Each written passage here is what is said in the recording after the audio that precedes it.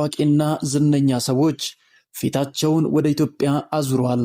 ይህ ወጣት ደግሞ ወይም ገና በአፍላ ዕድሜ ውስጥ የሚገኝ ቢሆንም ነገር ግን ያለምን ሁሉ ትኩረት ስቦ ዛሬ ሶሻል ሚዲያዎች በሱ ፎቶና ቪዲዮ ተጥለቅልቋል።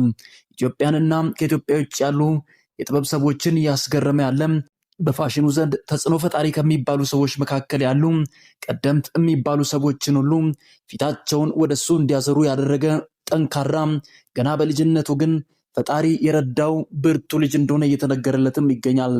ውድዱና እድገቱ መቀሌ እንደሆነ የሚነገርለት ይህ ብርቱ ወጣት ታዲያ አሁን ባለው ሁኔታ ብዙ ሰዎችን እያስደመመ ይቀጥላል። ታዲያ ዛሬ የተሰማ እጅግ አስገራሚ በብዙ ሶሻል ሚዲያዎች ላይ መነጋገሪያ የሆነ በዚህ ልክ ሰው እንዴት ሊሰማ ይችላል? በዚህ ልክ እንዴት ተቀባይነት ሊኖር ይችላል?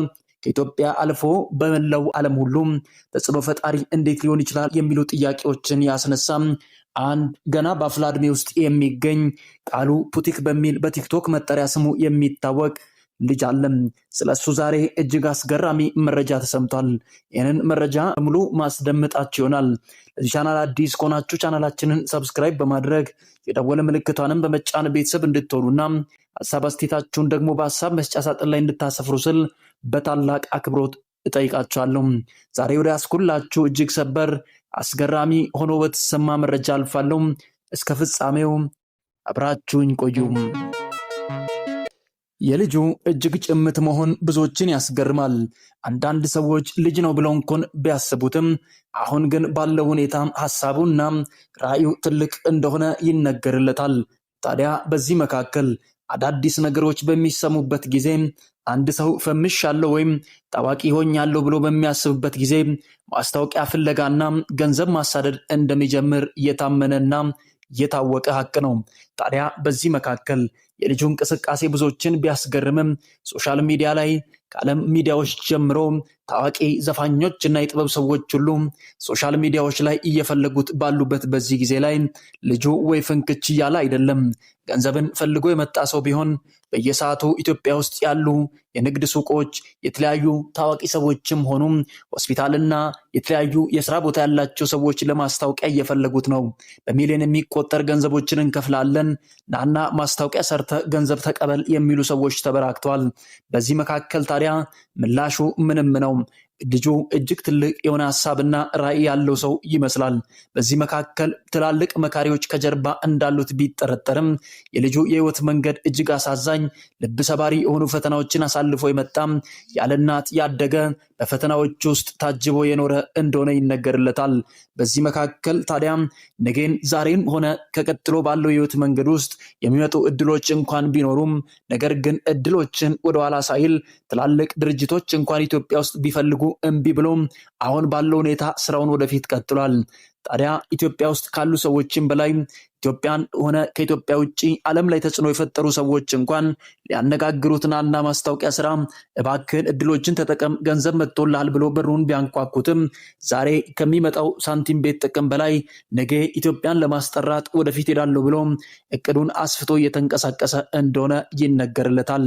ጃይደን ስሚዝን ጨምሮ የተለያዩ ሶሻል ሚዲያዎች ላይ ተጽዕኖ ፈጣሪና በሙዚቃው ዓለም አንቱታን ያተረፉ ወጣቶችም ጭምር ስቶሪ እያደረጉ ወይም በኢንስታግራም ገጻቸው እየፎሰቱ ልጁን ፍለጋውን አጧጥፎታል።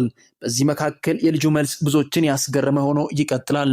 ለነሱ እንኳን ገብቶ የደስታ መልእክት እንኳን አላስቀመጥላቸውም። ኮሜንት መስጫ ሳጥን ላይ ሪፕላይ አድርጎ አልመለሰላቸውም። ይህ ሁሉ ብዙ ነገሮችን አስገራሚ ሆኖ ያስቀጥለዋል። እንዳሰማችሁትና እንዳያችሁት ከሆነ በቲክቶክ ዓለም ተጽዕኖ የፈጠሩ ሰዎች ሲሞገሱና የሚያጨበጭብ ሰው ሲበዛ በየኮመንቱ እየገቡ ስለራሳቸው ማውራትና ተንኪው ወይም አመሰግናለሁ የሚሉ መልእክቶችን ያስቀምጣሉ። ይህ ልጅ ግን ከነሱ አለፍ ብሎ እይታውም የሚገርም ሆኖ ይቀጥላል። ሕፃን ልጅ ነው ብለን ብናስብም ነገር ግን አስተሳሰቡና እርምጃው እጅግ አስገራሚ ሆኖ ይቀጥላል። ለትላልቅ አርቲስቶች እንኳን ምላሽ አልሰጣቸውም። በየሆስፒታሉና በተለያዩ አጋጣሚዎች ላይ ና አይፎን ስልክ ሰጣለሁ ና ገንዘብ ከፍላለሁ ብሎ የሚጠሩ ሰዎችን እንኳን ምላሽ እንኳን ለመስጠት አልፈለገም። ኮሜንታቸውንና ፖስታቸውን እንኳን ወይም እነሱ ሶሻል ሚዲያ ላይ ያጋሩትን ሚዲያ ገብቶ ሐሳብ ሲጽፍ አልተመለከትነውም። ይህ ደግሞ ከጀርባው አንድ ጠንካራ ሰው እንዳለ ያስታውቃል። ታዲያ የመቀሌ ልጅ እንደሆነ የሚነገርለት ቃሉ ታዲያ አዶናይን እየሰማና እያደገ ባለበት በህይወት መንገድ አጋጣሚ ትላልቅ ፈተናዎች ከልጅነቱ ጀምሮ እየተጋፈጠ እንደሆነ ይናገራል። በዚህ መካከል በሚኖርበት ጊዜ ሰግጡ ፈምሱ የሚል ቪዲዮ አዶናይ በተደጋጋሚ በሚሰራበት ወቅት እንግዲህ ቪዲዮ ለመስራት እንደጀመረ ይነገርለታል። ከዛ በፊት ጥቂት ዳንሶችን እና አንዳንድ ስራዎችን ቲክቶክ ላይ ለመስራት ቢሞክርም በስተመጨረሻ ግን ሰዎች ቢሰድቧቸውም የፈለጉትን ነገር ቢያወሩም መስራት ከምትፈልጉት ነገር ወደኋላ አትበሉ የሚል በተደጋጋሚ ሶሻል ሚዲያዎች ላይ አዶናይ የሚያጋራውን ቪዲዮ ሲመለከት እንደነበር ይናገራል። ታዲያ በተመሳሳይ አገር የተወለዱ እነዚህ ምርጥ ኢትዮጵያውያን በዚህ መካከል ታዲያ አንድ የተቀበለው ነገር አለ ከአዶናይ። አዶናይን እጅግ ይወደዋል፣ ይከተለዋል። በዚህ መካከል በተደጋጋሚ እየሰማ ገና ቪዲዮ ፖስት ማድረግ ሲጀምር ትላልቅ ተቃውሞዎች ቃሉ ጋር እንደመጡ ይነገራል። ታዲያ ገና ስራውን በጀመረ ሰዓት አንዳንዱ ይሰድበዋል በኮሜንት፣ አንዳንዱ ደግሞ ምን አለበት አብደ ከሆነ ጨርቅን ጥለ ከተማ ማትወጣው እንደዚህ አይነት ኮንቴንት ይዘህ ትመጣለህ ብሎ ሲሳደቡ የነበሩ ብዙ ሰዎች አሉ።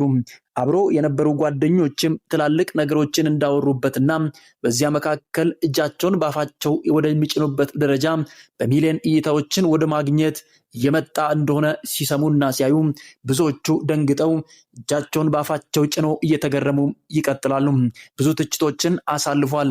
አዲስ ነገር ነው። ከዚህ በፊት ማንም ሞክሮት የማያውቀው በኢንተርናሽናል ደረጃ እንኳን ያልተሞከረ ወይም ከዓለም አገራት ውስጥ እንኳን የዚህን አይነት ሐሳብ ይዞ ሶሻል ሚዲያዎች ላይ በዚህ ዓመታት መካከል የመጣ አንድም ደፋር ሰው የለም።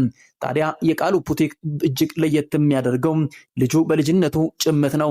ከዛ መካከል ደግሞ ለገንዘብ ብሎ ሳይሆን ራሱን ኢንተርናሽናል ለማድረግ ንግግር እንኳን ሳይኖርበት በሙዚቃ ብቻ የተለያዩ የዲዛይን የተሰሩ ነገር ግን በእኛ አማርኛ የማይጠቅሙ የሚባሉ ልብሶችን እየለበሰ ወደ ሶሻል ሚዲያው ላይ ብቅ ብሎ ብዙ ፈተናዎችን ያስተናገደ እንደሆነ ይታመናል።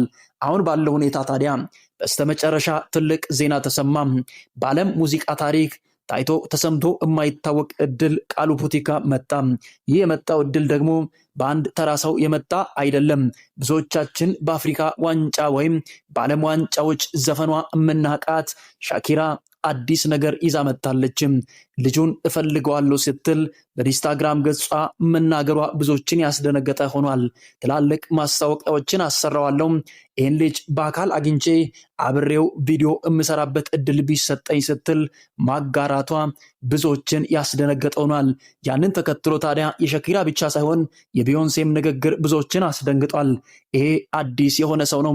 በልጅነቱ ይህን ያክል ጥበብና ታለንት ይዞ መምጣቱ አስገርሞኛል።